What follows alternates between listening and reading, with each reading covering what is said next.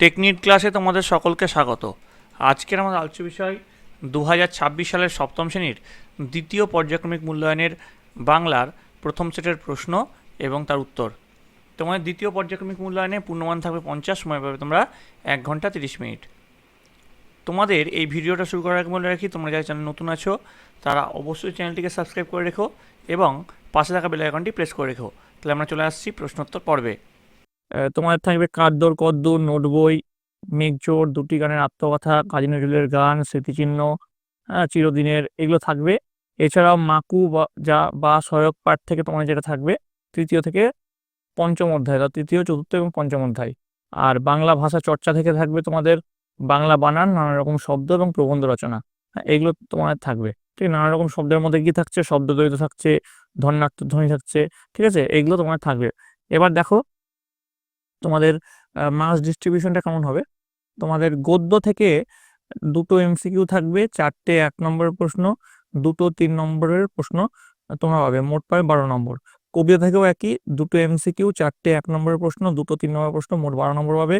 ব্যাকরণ থেকে তোমরা 8টে এমসিকিউ পাবে, মোট 8 নম্বর। সহায়ক পাঠ মানে মাকু থেকে তোমরা পাবে 4টে 1 নম্বরের প্রশ্ন, দুটো 3 নম্বরের প্রশ্ন, মোট থাকবে 10 নম্বর। আর নির্মিতি থেকে, অর্থাৎ তোমার যেটা প্রবন্ধ রচনা, সেখানে তোমরা পাবে দুটো 4 নম্বরের প্রশ্ন, মোট 8 নম্বর থাকবে। মোট 50 নম্বরে তোমাদের পরীক্ষা এইভাবে মার্কস ডিস্ট্রিবিউশন হবে। এবার দেখো তোমাদের প্রথম যে প্রশ্ন রয়েছে, সঠিক উত্তরটি নির্বাচন করো। 1 গুণ 12 সমান 12। প্রথম প্রশ্নে চলে যাবো। কি বলেছে দেখো, পুরন্দরকে মেঘচোর বলে গালাগাল দিয়েছিল অ্যালবার্ট কার্পভ, হ্যারি নাকি লাংস্টন? উত্তর হচ্ছে কার্পভ। পরের প্রশ্ন, এই পথে আমি যে গেছি এটি একটি দ্বিজেন্দ্র গীতি, শাক্তগীতি, নজরুল গীতি নাকি রবীন্দ্রসঙ্গীত? উত্তর হচ্ছে রবীন্দ্রসঙ্গীত। পরের প্রশ্ন, 1.3, জগতের দরিদ্র শ্রেণী অধিকার করেছে মানব হৃদয়ভূমি, ভারতভূমি, বঙ্গভূমি, মানব জীবনভূমি? উত্তর হচ্ছে মানব হৃদয়ভূমি। পরের যে প্রশ্ন চলে আসবো, 1.4, সুবর্ণযুগ আসে যার হাত ধরে? উত্তর হচ্ছে সবুজ ফসল। পরের প্রশ্নে চলে যাবো, 1.5, যে শব্দের অর্থ প্রকৃতি প্রত্যয়ের সম্মিলিত অর্থ থেকেই পাওয়া যায় তাকে বলে? উত্তর হচ্ছে যৌগিক শব্দ। পরের প্রশ্ন কি আছে দেখো, 1.6, সঠিক বানানটির মধ্যে কোনটি? উত্তর হচ্ছে ক, তালবেশ্বর তলবেশ্বরে হস্যি ভয় দীর্ঘ পেট্রোমেশ মূর্ধন্য, শশীভূষণ। পরের প্রশ্ন 7 নম্বর, সঠিক বানানটির মধ্যে কোনটা? তোমাদের ক যেটা শুশ্রূষা আছে সেটা হচ্ছে সঠিক বানান। পরের প্রশ্ন 1.8, মাঠে ময়দানে শব্দটি কি ধরনের শব্দের উদাহরণ? উত্তর হচ্ছে শব্দ দ্বৈতের উদাহরণ। নেক্সট দেখো 1.9, জলদ শব্দটি কি ধরনের শব্দ? উত্তর হচ্ছে যোগরূঢ় শব্দ। পরের প্রশ্নে চলে যাবো, 10 নম্বর, ঝিরঝির শব্দটি কি ধরনের শব্দ? উত্তর হচ্ছে ধনাত্মক শব্দ। নেক্সট, গঠনগত দিক থেকে শব্দকে কটি ভাগে ভাগ করা যায়? উত্তর হচ্ছে 2 ভাগে ভাগ করা যায়। পরের প্রশ্ন, পৌত্র শব্দটি কোন শব্দ? পৌত্র শব্দটি হচ্ছে মৌলিক শব্দ। এবার দেখো 2 দাগের প্রশ্ন যেগুলো আছে, পূর্ণ বাক্যে উত্তর দাও। কি বলেছে? 1 গুণ 12 সমান 12। প্রথম প্রশ্নে চলে যাবো, দেখো কি বলেছে। সরলা দেবী রচিত গ্রন্থটির নাম কি? উত্তর লিখবে জীবনের ঝরা পাতা। পরের প্রশ্ন, আজ নেতাজি এখানে বক্তৃতা দিতে আসবেন, এখানে কোন জায়গার কথা বলা হয়েছে? উত্তর লিখবে বিডন স্ট্রিটের কাছে সরকার বাগানের কথা বলা হয়েছে। নেক্সট, অত্যাচারী শাসকদের নাম ভেসে গেছে কিভাবে?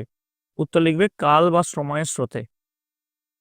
পরের প্রশ্ন, জবাবটা জেনে নেব, কার কাছ থেকে কোন প্রশ্নের জবাবটা জেনে নেবে?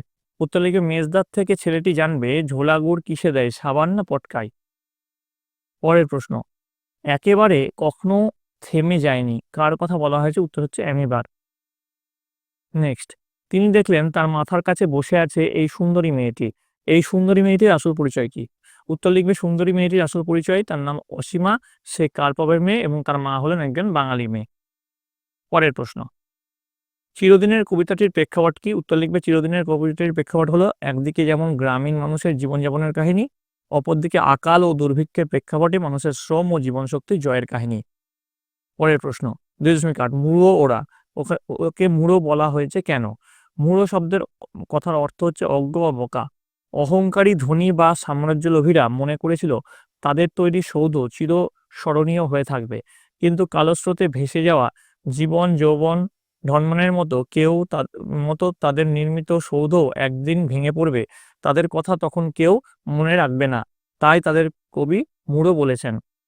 নেক্সট দেখো 2.9, হোটেলওয়ালার জন্মদিনে দিনে ও রাতে কি রান্না হয়েছিল? উত্তর লিখবে হোটেলওয়ালার জন্মদিনে দিনে রান্না হয়েছিল মাছের স্টু ভাত, আর রাতে রান্না হয়েছিল ঘুনি খিচুড়ি, হরিণের মাংসের কোরমা, পায়েস আর শুরুয়া।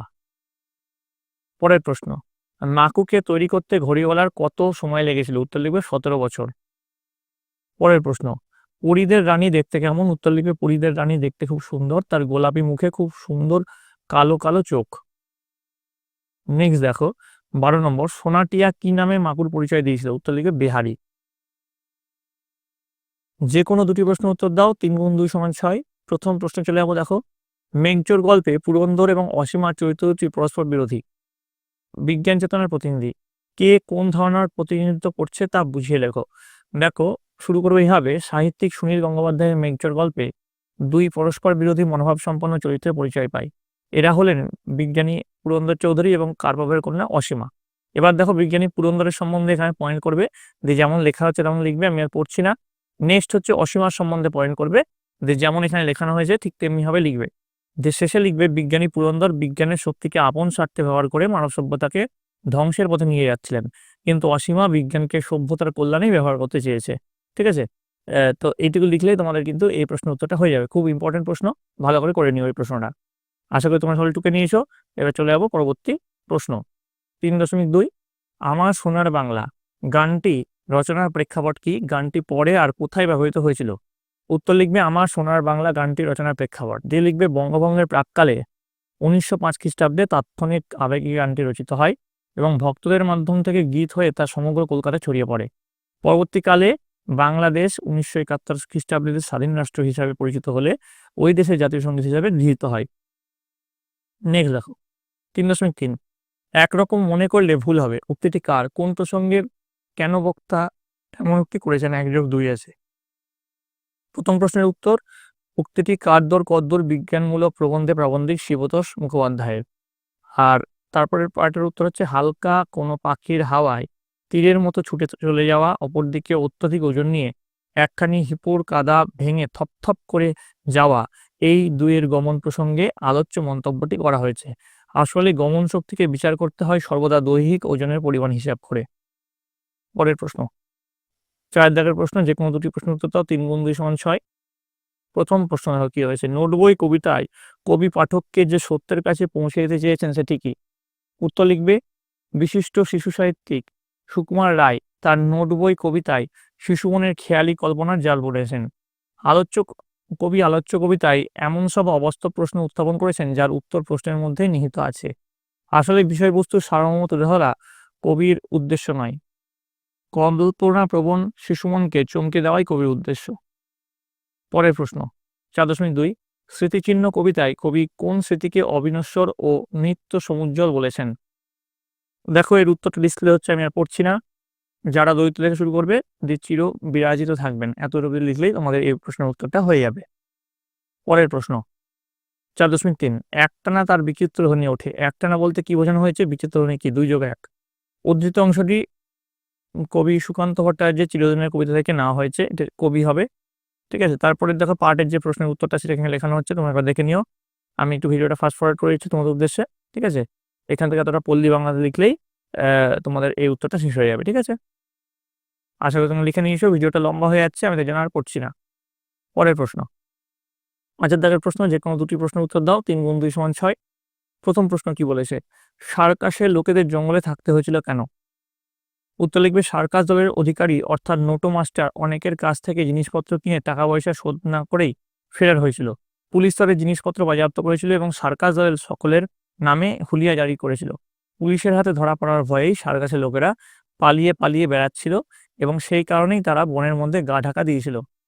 ঠিক আছে, নেক্সট দেখো, হোটেলওয়ালার জন্মদিনে রান্নার জন্য কে কি নিয়ে এসেছিল?